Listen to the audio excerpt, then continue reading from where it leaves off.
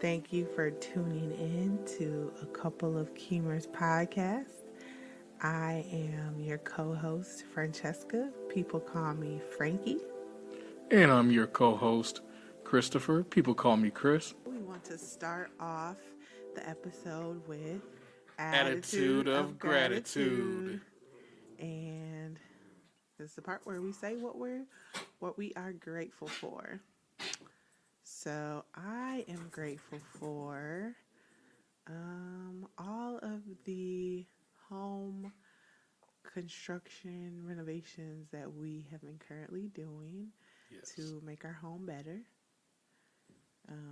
We do want to eventually move, but since we're here now, just making it a home as much as possible. So I'm grateful for that. How about you, babe? For me, I'm grateful for not only those renovations, because the fence is definitely looking nice, and can't wait for the next set of things to come along that we're adding on to the house. But grateful for the weather actually changing and slowly getting warmer. It's nice to not have to always be cold or deal with the cold or deal with snow in some type of way. So it's nice for the weather to actually change for the nicer parts or the nicer seasons.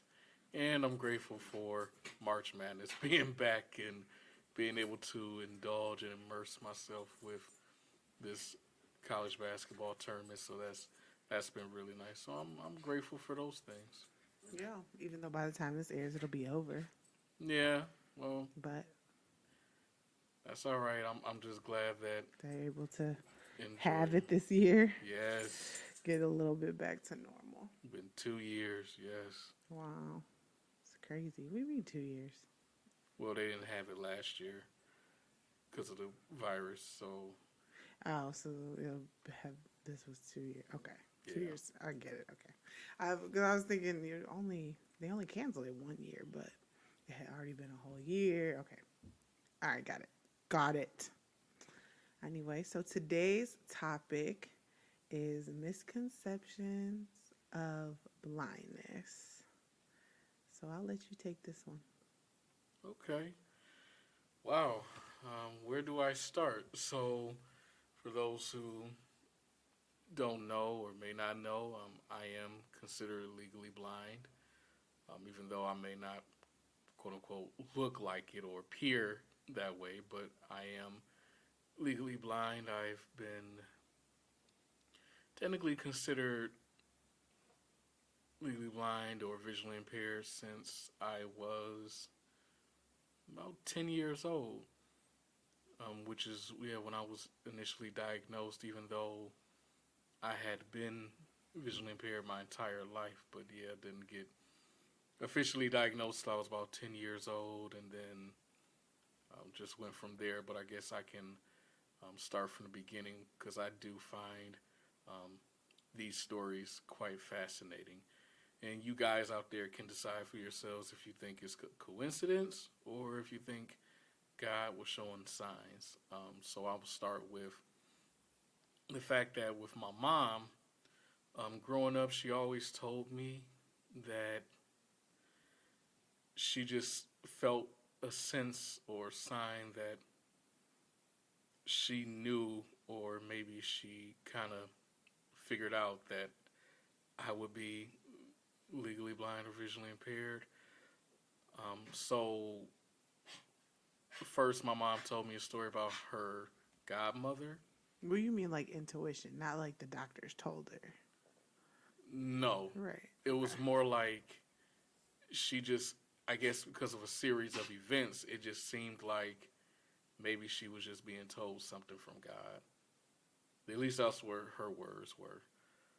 Because she told me about her godmother, who was a woman who was totally blind, and she always found it fascinating with how she got around, how she did things, and didn't understand how could she do it if she didn't have sight.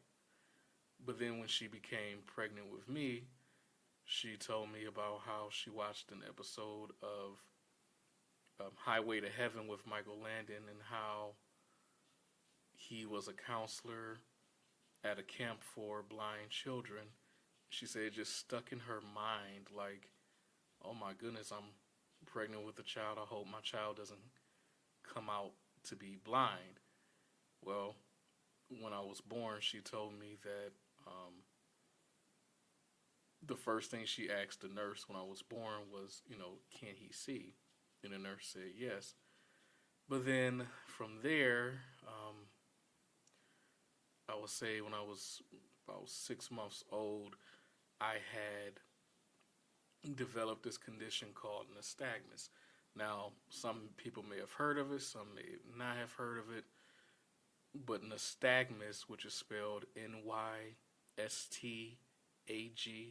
Nystagmus, it's a condition where it basically causes rapid eye movement. That's really what it means.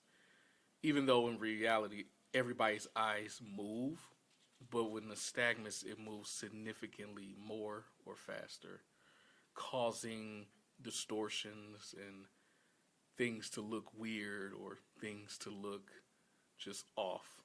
And it really throws things off for someone who is visually impaired, to the point where you really can't see it and it takes you longer to read and things like that. So from there, then I was 8 months old and started wearing glasses from what my mom had told me. And what's funny is that my nystagmus went away when I was 4. And I know this because when I was 4, my eyes did not really move at all. Like, I saw a lot better compared to how I see now, but it was still kind of blurry.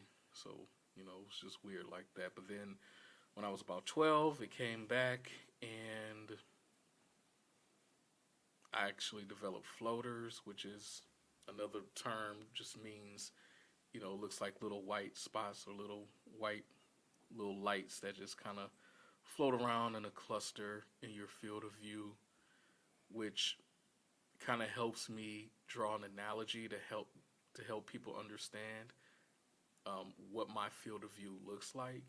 So to give you the analogy, it's like if you guys can remember the box TVs and when there wasn't a clear picture, had what they call snow and how it was just fuzzy and all this snow going around. That's what my eyes look. That's what I see when I look at things. But imagine that snowy or that snow on the TV screen and it kind of moves around in a circular motion. That's how my field of view looks like. But So, you see color because the snow is black and white. right. Right? Right. I see color, exactly. I do. So it's not like I see everything in black and white like how the snow on the TV screen picture was. But yeah, I do see color, but essentially because the floaters are in a cluster, that's what it kind of looks like. And that's the best way I can describe the floaters. So because of those floaters and then the nystagmus being back, it's really kind of thrown things off and kind of made it distort. But I can still see things and I see color. It's just harder to see / I have to get up close because I'm what's called nearsighted, which means whenever you look at something, in order for you to see it better or clearer, you have to get up close to it.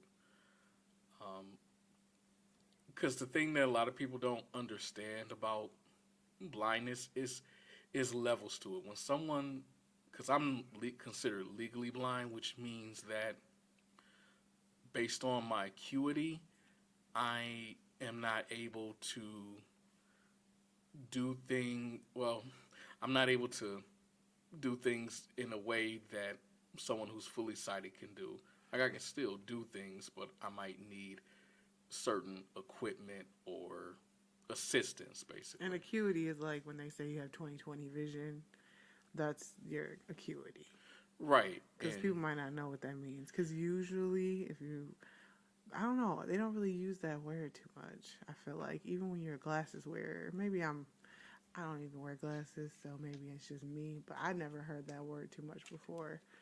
you. I mean, I understood what it meant in context, but being like acuity is just not something that I use often or like even heard at the doctor's office Yeah, and I think, or optometrist. for me, like I heard it so much because of so many eye doctor appointments and eye specialist appointments and things like that, that it just comes out of my mouth so naturally that, in my mind, I guess I tend to believe that a lot of people have heard it or know what it means. But yeah, essentially your acuity just means, yeah, if it's 20/20, some people, like my mom, hers was 20/40, which really means that what you see at 20 feet, someone else can see at 40 feet, the way that doctors have explained it to me.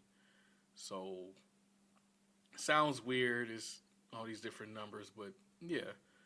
So for me, my field of view or my vision or acuity would be, last I checked, in my left eye, it was 20/800. I know that's a huge number. And then in my right eye, it was, I think the last time they tested, it was like 20/1,000. Really, I don't remember it being that big.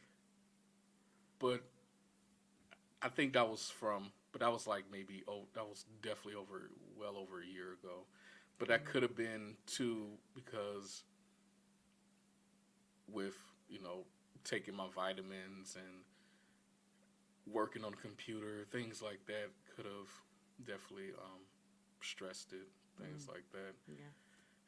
And I know at the time I was stressed and going through a lot emotionally, so that can also affect the acuity as well when they go and test it, believe it or not. So, but that's what it was tested the last time. But in general, it's usually between, in my left eye, 20/600, and in my right eye is 20/800. So, simply put, that means in my left eye, what I see, what is it? So, what you see at 20 feet away, or what I can see at 20 feet away, you can see at 600 feet away. And then am I right? Right, because I think you said it backwards the last time. Yeah, I was I going said to it ask you, but then Yeah, no, I I was said like, it maybe I got backwards. it wrong. No, I said it backwards. So yeah, Okay. what I see at 20 feet, you can see from 600 feet away. Right. So if I was standing 600 feet and looking at a picture, and I was 600 feet away from the picture, if you were 20 feet away, that's about what it would look like to you. Right? Exactly. We would be seeing kind of the same image. Exactly. Right. So that's the thing with acuity, and when they say legally blind, that's part of it, where based on law, whatever your acuity or vision level falls at, then you're considered to be blind or legally blind, meaning that, again, you might require some assistance, or like in my situation, I'm not able to drive, so, because the law considers me to be blind, even though I still have vision and I can see everything, is just not clear, and I have to get up close to really see it. But when you think about somebody who's totally blind, even people who are totally blind can still see shapes or shadows, light. They're not necessarily like in complete darkness, even though I know that's the idea that we often get in our minds when we think about blindness. But that's not always the case. I would say It's not an all or nothing situation. There's right. levels to it, and everyone's experience is a bit different. Because vision is really on a spectrum when you think about it. And the best comparison, or another analogy, because I love using analogies, would be like when you have lights and you have settings on those lights. You can go from bright, you can go to dim, or you can go dark. it's not always on or off. If depending on if you have certain settings and things like that, but you can set it to a certain point. Or like a dimmer. Or Just thank like you. slowly creep up to the brightest, slowly creep down to black. And that's perfect because like with the dimmer, like you said, you can adjust it to a point where it can be just enough brightness but still be dim. And that's kind of how vision is. You can have just enough light but still slightly, dim. For me, I have a lot of light, but if I'm going to use the dimmer analogy, I would say it's slightly dim, meaning that there are just going to be things that are not all the way clear. You just need more light. Right. Exactly. To see it clearer. Exactly. Yeah. Because, for example, like when it comes to nighttime, there is such a thing called night blindness, and I do deal with night blindness, meaning that when it's nighttime, and say if we leaving the movie theater and we're in a parking lot, but say there's not too many lights out in the parking lot, even though that really hasn't been the case. But let's say if there wasn't many lights illuminating the parking lot, then essentially I really can't see, and I hold on to my wife's arm as she guides me because essentially I can't really see what's all the way around me if it's like complete blackness. Now if there's light and it's illuminating the parking lot, then yeah, I can definitely see that. But I still might need help anyway because, like I said, it's dark, and the darker it is, probably the more assistance or the more help I would need. Okay. Well, what are some misconceptions you would say? So definitely, like, that is zero. It's all or nothing.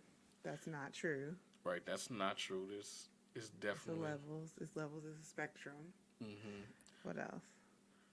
Well, for one, I mean, also another misconception is that some people seem to think that if a person, and we've talked about this.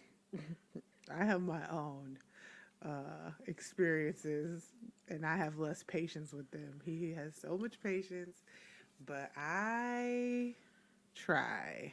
It's so common, but a lot of people seem to think if you don't see well or if you're visually impaired, legally blind, that you don't hear well either. So stupid. Oh, It's I'm like sorry. when It's ridiculous. it's so ridiculous. it's like when one sense kind of is depleted or is not functioning well, then all of a sudden, I guess your other senses aren't functioning well either. But that's not how it works. And you know what? I was thinking about this because we've talked about it several times on several occasions. The only thing that I can come to the conclusion of is that maybe because sometimes if they don't directly address you, you don't realize that they're talking to you. So then they think maybe you can't hear them. So then they talk louder. Right. And When it's the case that they didn't like really address you directly, they just started talking and maybe looking your way, but depending on how far away they are from you, you can't tell that they're looking at you. So then they think you can't hear them, so then they talk louder. That's the only thing, but even it's not always the case though. Sometimes they just outright be talking loud once you tell them that you're visually impaired. yeah, and it's So crazy. It's ridiculous. It's like, yeah, now my ears don't work well because you yelled in them. Stop yelling. My ears are fine.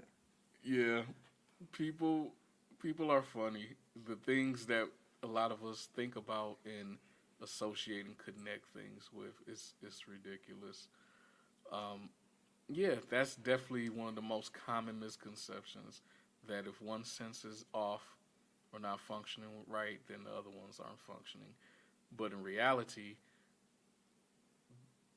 when, for example, like for myself, actually my senses get more energy and attention through,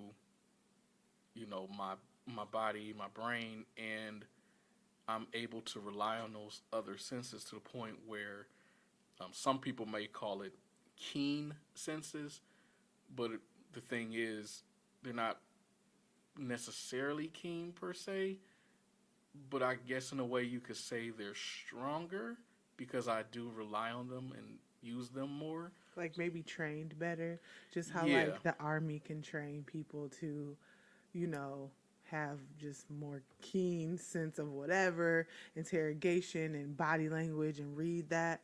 Like you kind of have a natural, I mean, because of life experience, you had to tap into it. right. And people are just so reliant on their vision that they don't tap into, other senses the way that they possibly could. So is that what you're saying? Like it's not necessarily that you innately like have it better than someone else. You just through experience in life, you've had to rely on it. Right. And, one example that I always think is so hilarious to me is growing up, well, especially when I became a teenager, I used to tell my friends and even my family, like, when we're on the phone, I can hear when you smile. And they're like, wait, what? It just went over their head. I'm like, no, I can hear when you smile. When you are actually smiling while speaking, your voice changes. But if you're not paying attention or focused, or I guess in my case, made to pay attention and be more aware and using more energy with those other senses, you're going to easily miss it. Mm-hmm.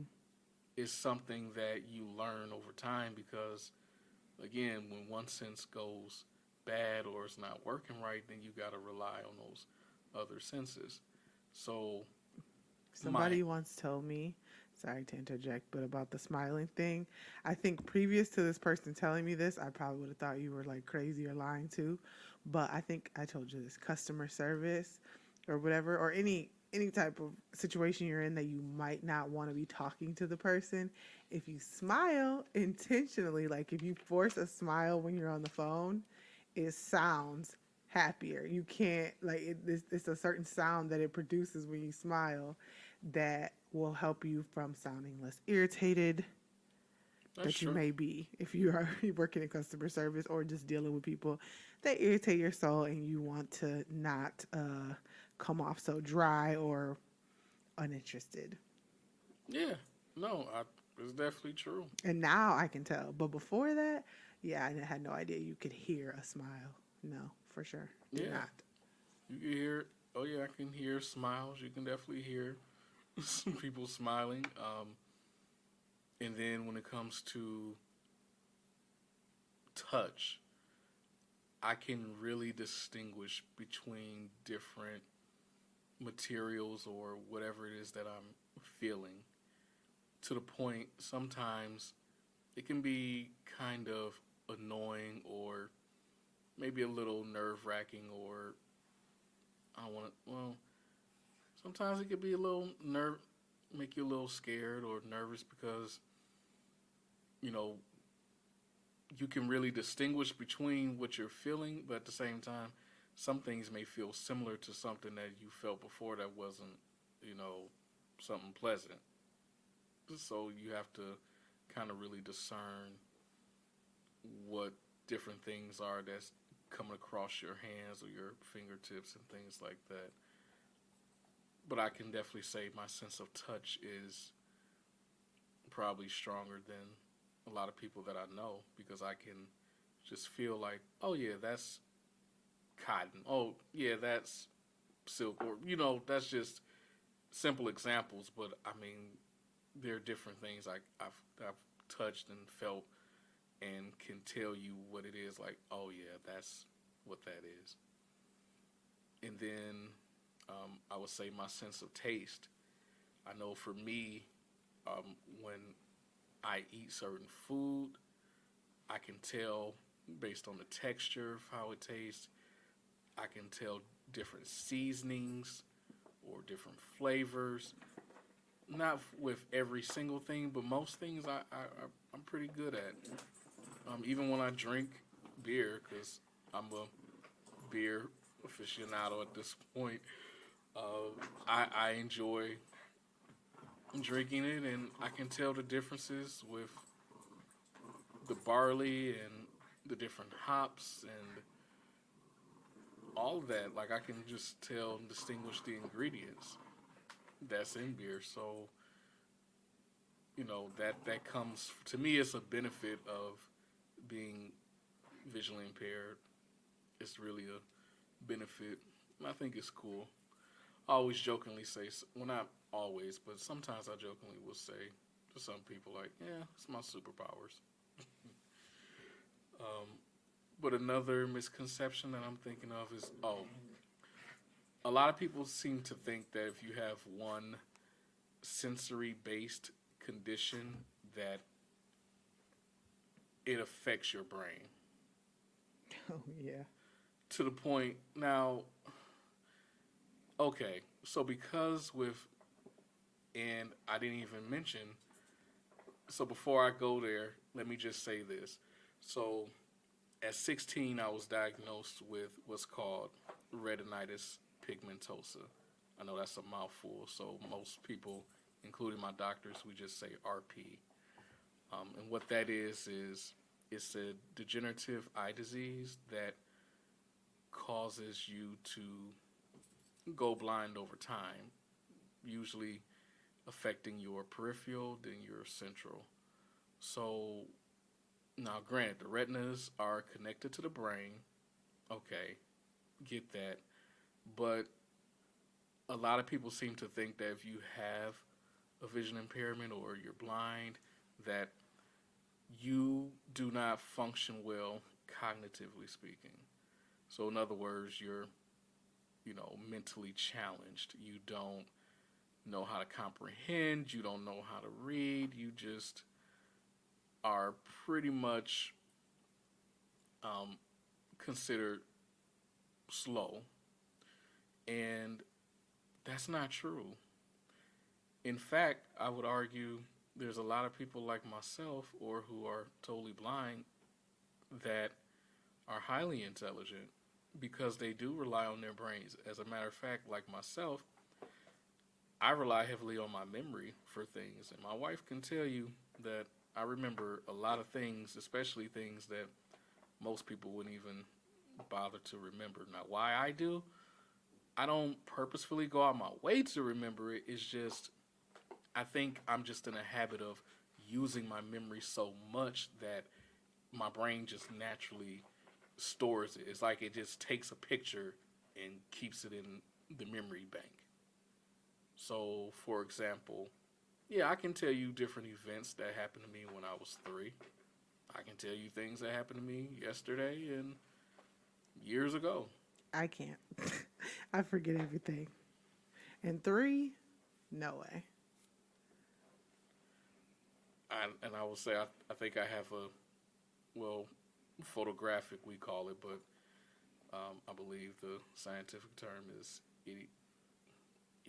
idiographic. I can't remember, but anyway, I always believed I had a photographic memory, but I think, like I said, it comes from using a lot of the energy that the average person would use with sight.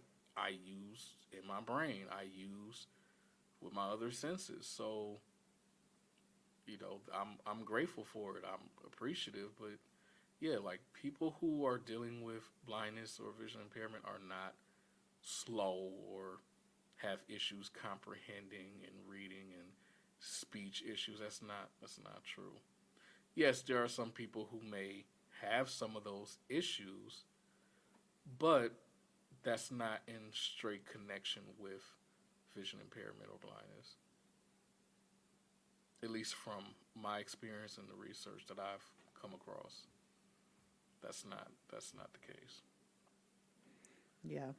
So I will say that from my experience as the partner of someone who is visually impaired, for instance, one day we went to urgent care and this is pretty recent, so I'm still pretty just perturbed about it. Um, he lets them know that he's visually impaired and that, I'm his guide as well as his wife, and, that I'm going to be going back with him, even though, they have the COVID regulations and things, but he needs a guide. And so I don't know however that registered in this.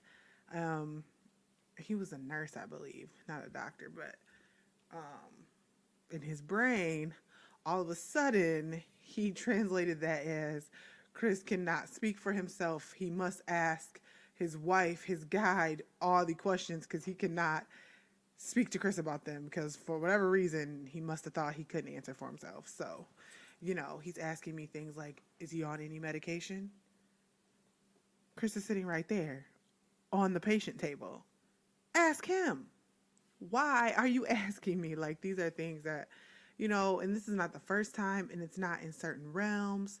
It's always like, I won't say always, but it's like, it's never like a consistent place. Like, oh yeah, if we go here or this type of setting, you can guarantee they're going to act this way. No, it's like people from all different backgrounds, education levels. Obviously, we're talking to a nurse here. You would think in a medical setting, they'd be a little more knowledgeable than maybe, at the neighborhood card table, everybody playing cards at the table in the neighborhood, but no, it's the same. So those are things that I think is a misconception, is that just because someone may need a guide because of their visual impairment doesn't mean that the guide is there to do anything besides literally get them to the chair, make sure they don't run into a wall or trip over something that they may not see. Other than that, that is the only job of the guide. They're not an interpreter. They're not a guardian. They are nothing but the guide, unless otherwise specified. But if somebody just says they need a guide, that's it. The person that is visually impaired can completely comprehend, can completely speak for themselves, all those things. The only thing they cannot do is possibly make it to the next, room or wherever you're going, to their destination safely, because they cannot see well. That's it. That's all. So it's super rude to the person, I think, anyway. Chris kind of, I think, just looks over as like, he's not, like, once again, he has more experience because it's his life, his entire life. But for me, we've been together a little minute now, quite a few years, but it's still more new for me. And I'm just like, this is ridiculous. And I have experience dealing with the deaf community previous to meeting Chris. So, the deaf community and the visually impaired or blind community is different. However, some of the things, they have some similarities, and that would be like the same of a deaf person. If they have an interpreter with them just because they need to communicate that way does not mean you talk to the interpreter. You talk to the person, and the interpreter lets them know what you're saying, and you look at the person, you direct the question, you talk to the person, not to the interpreter. It's like the same thing. You talk to the person, you don't talk to the guide. No, because yes, I'm his wife, but he could have a hired person that doesn't know anything about him personally. All they're there to do is make sure he gets to his destination safely. So you don't know all the time, and it doesn't matter, but you don't know who this guide is to the person. So you talk to the person, period, unless otherwise instructed. So, this nurse was definitely not instructed to talk to me. It was just, this is my guide. And he probably figured it out, but still, no, I don't care what you think. You know what you're told, and you go accordingly. It's rude. So don't have a misconception that they can't speak for themselves and that you need to talk to their guide as if they are a child. Unless they are a child, then that's a different story. But we're talking about adults here. So no. They're completely capable of speaking for themselves. Yeah. And that's definitely a misconception that if we don't see well, all of a sudden we get grouped and labeled into a pool of people who have various disabilities, and it's just really sad that in 2021, this is still a thing. But I think it comes from the fact that in American culture, in American society, I think I think we talked about this. I think the biggest issue is that America teaches people like myself, people with other disabilities, how to quote unquote adapt and adjust to everyone else, yet America has yet to teach everyone else how to adapt and adjust with us. And I think that's the biggest issue, you know. And there's nothing wrong with, me being visually impaired, learning to adapt and adjust. Like I've been adapting and adjusting my entire life, so that's no brainer for me. It's just I think we would have less issues like when you mentioned about the situation with the nurse. I think we would have less of that if there was more education on how to encounter and deal with people like myself. Yeah, and it's not, I mean, I wasn't saying this to like invoke anxiety, like, oh my gosh, okay, I don't want to do anything wrong. Like, oh, walk on eggshells. Oh, can't say this, can't say that. Just like I find a lot of people when they say, like, when they're around a visually impaired person and they talk about, um, like, or just say phrases that include the word blind in it, Like or blind as a like, bat.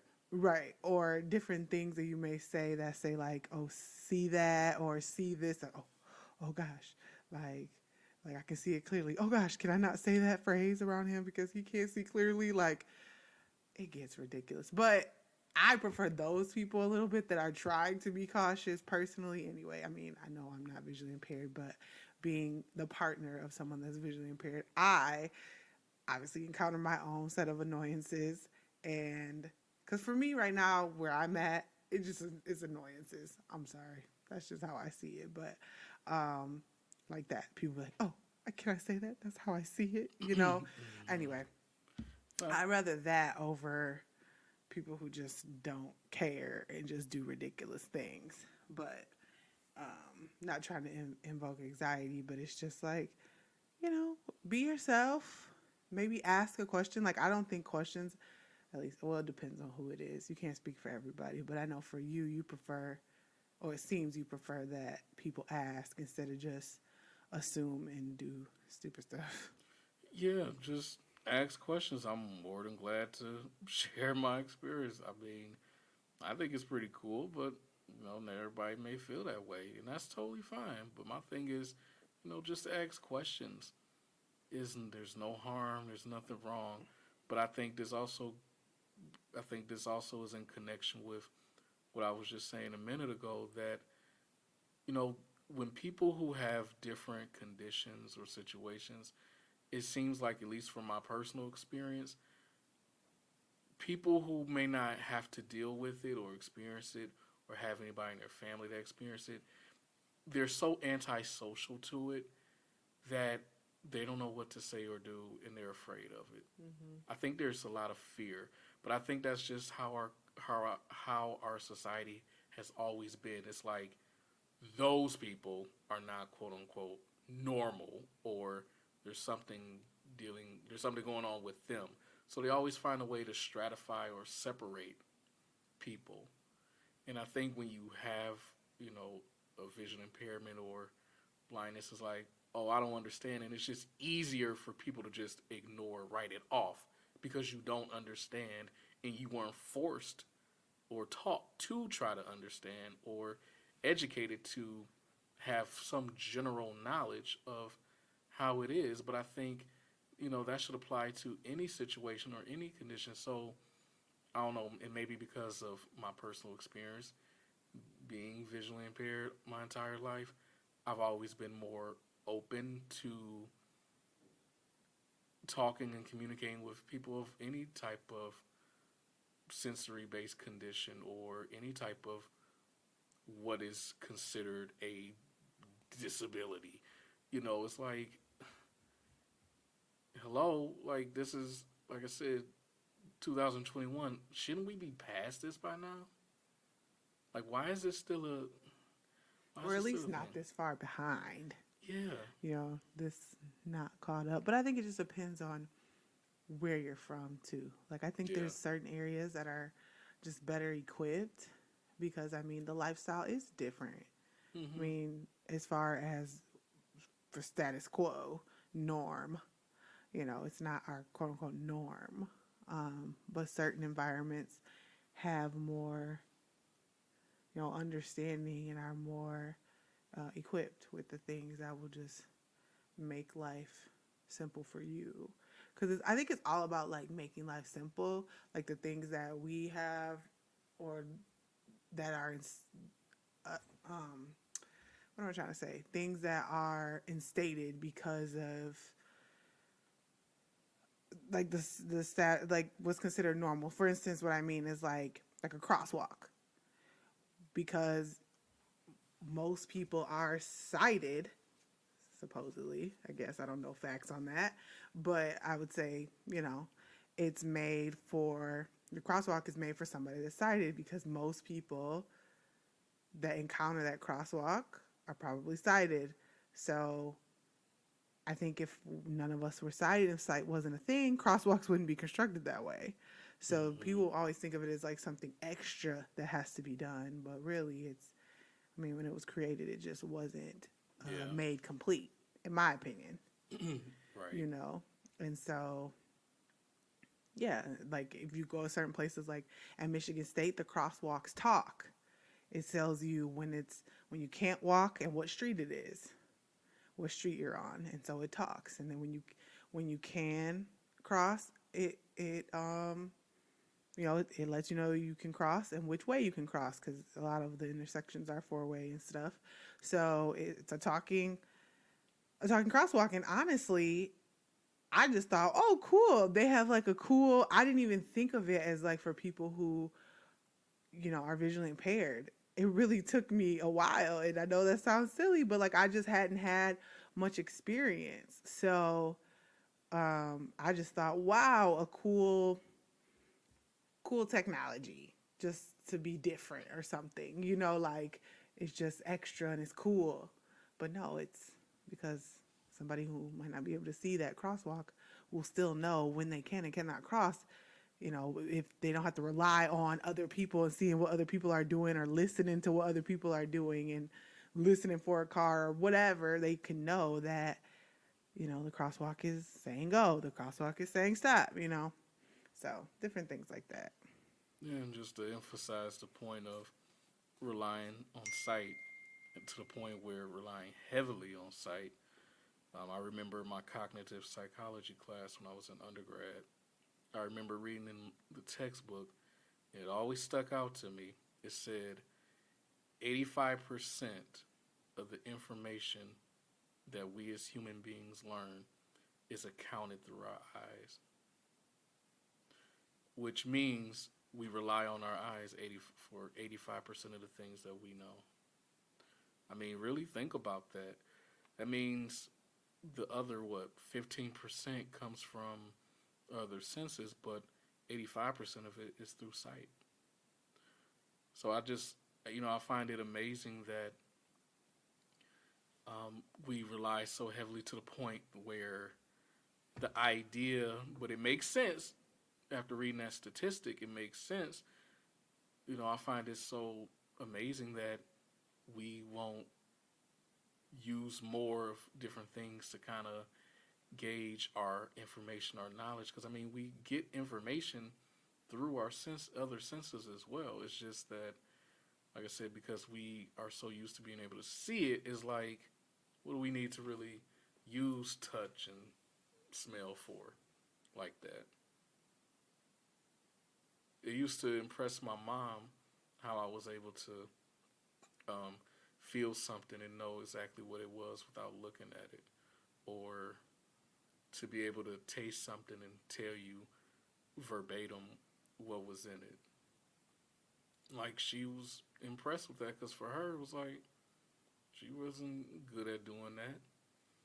But, I think it helped educate her. Like, I'm sure it's helped educate some other people who've gotten to know me and experience different things with me that, you don't have to just use your sight. I mean, if you're used to using it, you're used to using it, and that's just what it is. However, there are different ways you can gather information and get so much out of life experiences that it doesn't always require sight. Yeah. So, any other misconceptions, dear? Um, Or maybe we can stop it here, and then if people have more questions, or we yeah, can do a part 2 if you think of more. yeah, probably do a part two if I Yeah. think of some. But yeah, if you guys have any questions or want to know more of my actual experiences, feel free to reach out, comment, message us, like let us know. I'll Yeah. be more than glad to share my experiences and what it's been like for me. I mean, I can tell you. Oh yeah, one misconception is for school. When Oh gosh. the whole idea of, oh my goodness, if you can't see well, how can you actually do work? How do you do homework? How do you do papers? Believe it or not, I wrote my own papers. Yes, I used a computer. I used Microsoft Word. I put it at 22 font, and I was able to calculate and figure out, okay, at 22 font, 3 pages of text equal one full page. So then I just did the math. So when it came time for me to do a 10, a 15, I've even done a 20-page paper in college.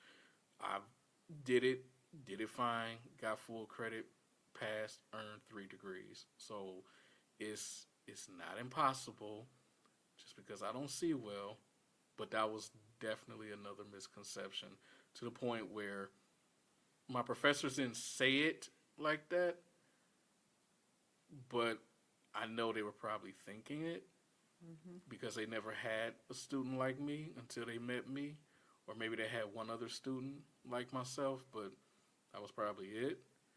Right. And then they were just shocked and amazed, and they what could they do? Because I proved it. And I would just implore people who don't know to just own that you don't know.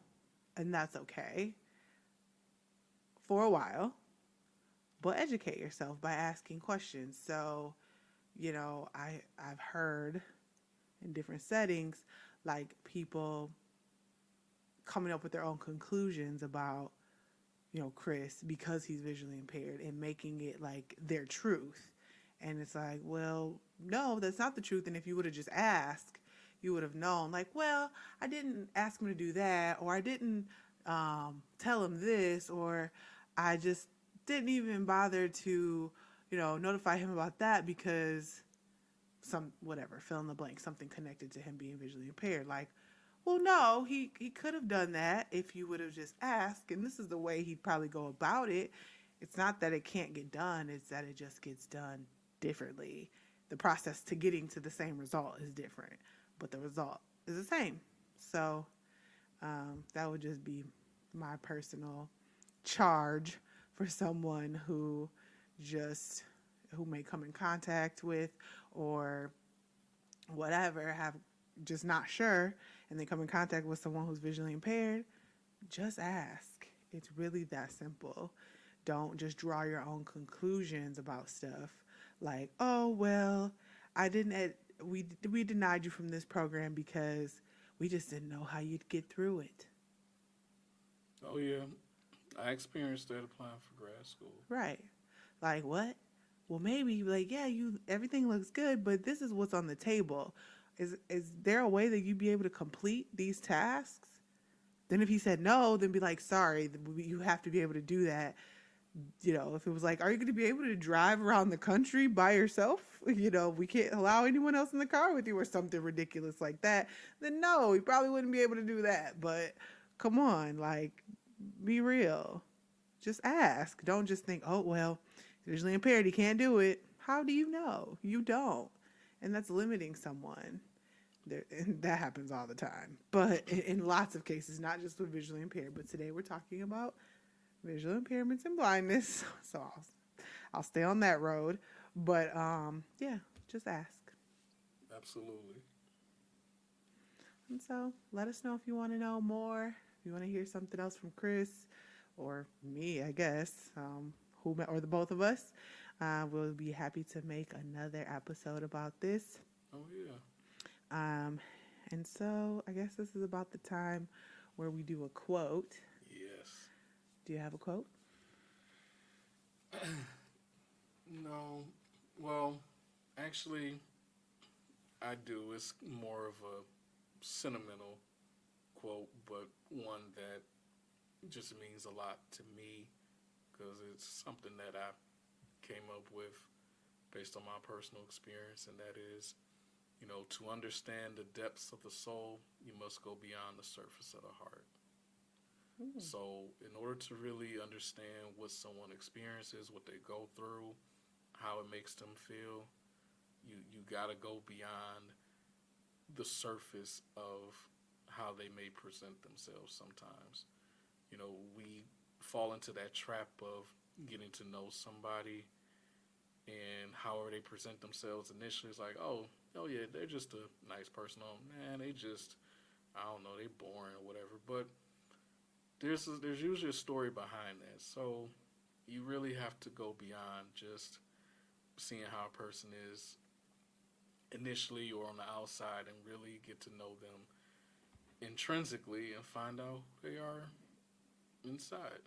And I think, that's relevant for me. Like you said, a lot of people don't want to ask sometimes, or they just assume things about me with my condition. It's like, no, you can ask questions. I'm not going to be offended. I prefer you ask questions. So, yeah, just ask, and you might find out things that you probably didn't know or was possible. Okay. Yeah. Good one, boo. And so we can do a little bit of our song association game. Oh, yeah. If you remember the rules to this, you say a word, and the other person has 10 seconds to sing a song with that word in it, like a line from a song. Okay. All right, so we'll just do 2 each because this was kind of a long podcast. So Yeah. who first? Ladies first. So I give you? Yep. Or you give me? You give me one. Okay. In lieu of today's episode, blind. Blinded by the lights. That's the only part I know. That's fine. That's enough. Okay. And for you, I'm going to say heart. Uh-oh. 10. There's an 9, icebox where my heart 8. used to be. An icebox where my heart used to be. Oh, wow. I'm so cold. I'm so cold. I'm so cold. Oh, oh. I'm so cold. I'm so cold. I'm so cold. You can sign us whenever. Whoever's listening, if you want to sign us, we're ready. Yeah. Okay, my turn.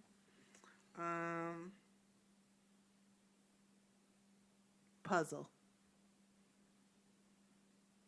10, 9, 8, 7, 6, 5, 4, 3, 2, 1. Ah, that was hard. Yeah, I got you. Woo, woo, woo. Oh, okay. Well, your word is drums. Yeah. And the beat keep drumming, and running. Oh, wait, it's not drumming. Oh, shit. I mean, excuse 10, me. Oh, shoot. 9, 8, Oh, 7, 6, 5, 4. Oh, my gosh. 3, I know it. Hold on. 2, Frick. 1. Today's a tie. Fine. No tiebreaker. We'll just leave it at a tie today. Thank you for listening. Make sure you rate and review if you like what you hear.